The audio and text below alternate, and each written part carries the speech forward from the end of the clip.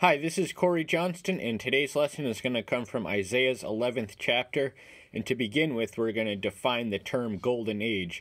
A Golden Age is a period of time generally recognized by historians in which a civilization, more often than not a hegemonic civilization, reached their apex of influence, geopolitical dominance, and material prosperity, and advanced the arts and sciences of civilization to their fullest extent.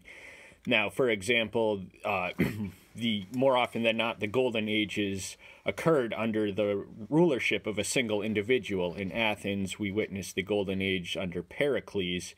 In Rome, under the Emperor Augustus. And in England, most people generally recognize it to be the reign of Queen Elizabeth, although it may be argued that Queen Victoria represented an era more worthy of the appellation. But the purpose of this discourse is not to argue or dwell on any historical or earthly golden ages, but to address the golden age which is to come. And this golden age is generally recognized as the seventh and final dispensation, the millennial kingdom, under which time the entire earth will return to its rightful owner, the control of its rightful owner, and that is the Messiah, who already came but has yet to come again, and the second coming is going to inaugurate this global golden age. And a rod shall come forth from the stump of Jesse, and a sprout from his root shall bear fruit. Now, in the closing verse of the 10th chapter, he writes that, and he shall cut down the thickets of the forest with iron, and Lebanon shall fall as a mighty one. So he's declaring the doom of Lebanon and comparing it to a tree being severed from the root. And yet in the opening verse of the 11th chapter, he writes of from a root springing the plantly manifestation of a fruit-bearing tree, and that will come from the stump of Jesse, who was the father of David, the founder of the Davidic dynasty, which ruled, with the exception of Saul, ruled the kingdom of Judah for its entirety as an independent geopolitical entity. And now the Messiah's descendants from Jesse and David is documented in the first opening chapter of Matthew. So he was the fulfillment of the messianic prophecies, and not so much their expectation, because the Jews, by the dawn of what secular historians generally recognize as the Common Era, they had been subjected and exchanged by series of foreign oppressors. Rome was the current one. So the Jews had this misconstrued conception and expectation of the Messiah as one who could restore them to political prominence, but that just wasn't the case. But he will come again and subsume the earth under his control and rule. The Spirit of Yahweh shall rest upon him, the Spirit of wisdom and understanding, the Spirit of counsel and might, the Spirit of knowledge and the fear of Elohim.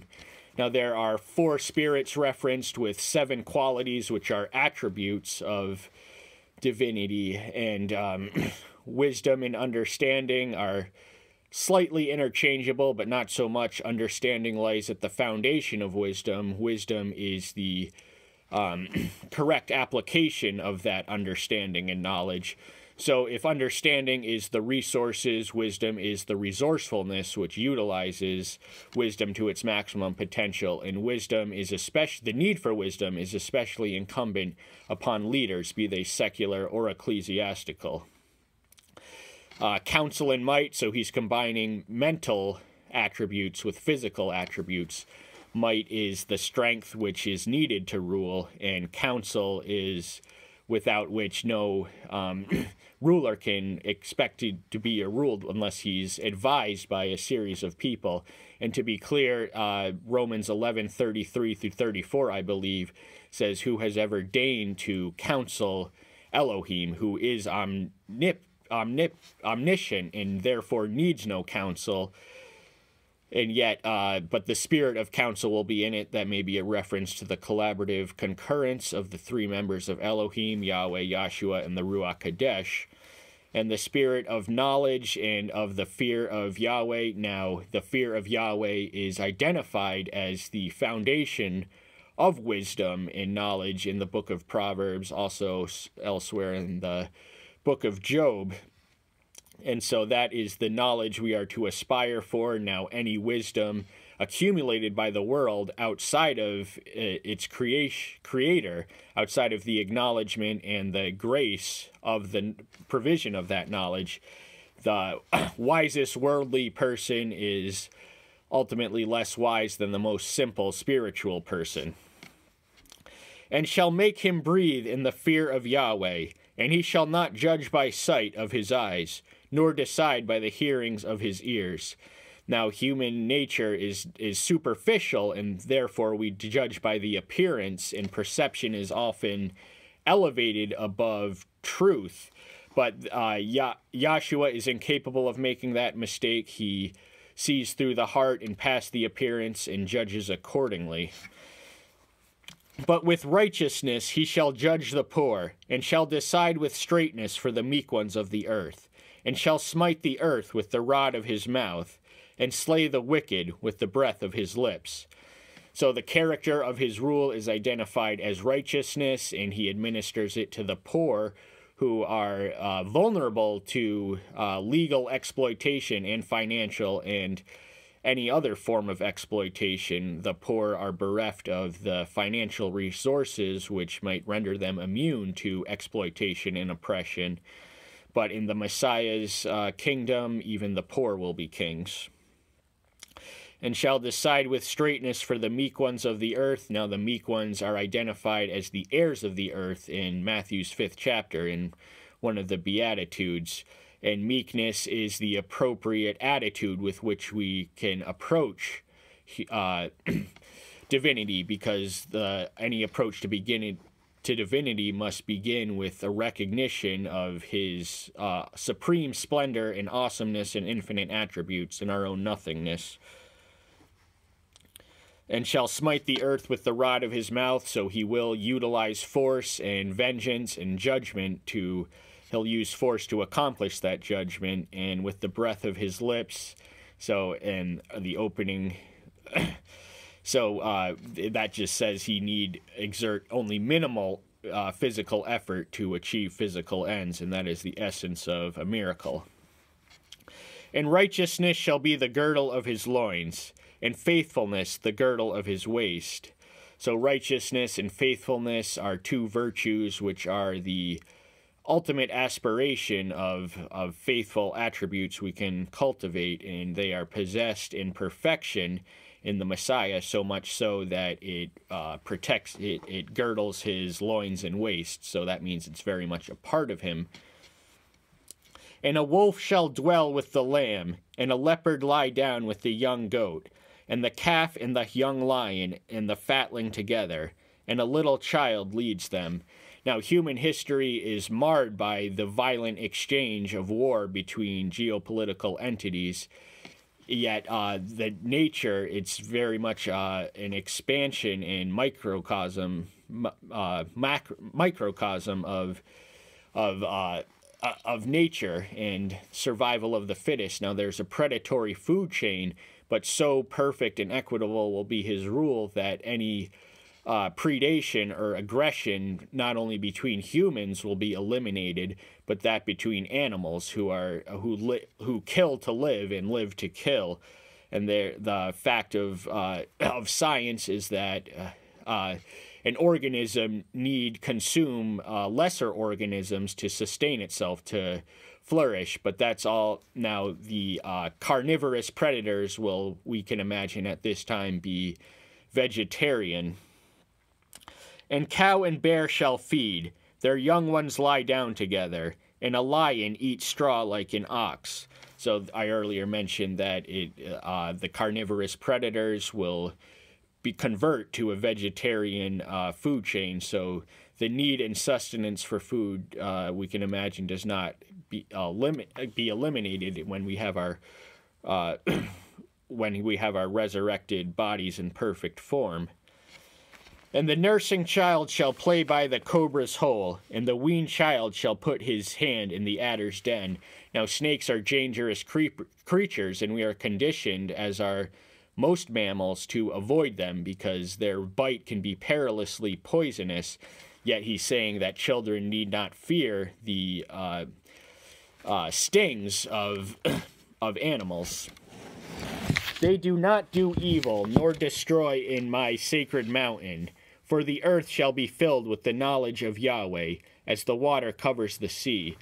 So all-encompassing is the knowledge of Yahweh and the fear thereof across the earth, that it defines it to such an extent that evil will not exist and destruction will be impossible. And in that day there shall be a root of Jesse, standing up as an ensign to the people. Unto him the Gentiles shall seek, and his rest shall be esteemed. So the Jews, by the time that the Messiah came, had a narrow, parochial, exclusive conception of the Messiah, who came to liberate and restore and prosper their material and worldly standing. Yet he was, the extent of his grace extends beyond the Jewish nation from which he hailed, and extends all the way to the Gentiles, and they shall seek him and find rest in having seeking them. And he's still the root of Jesse, so he's still very much a Jew, but his grace is not limited to Jews alone.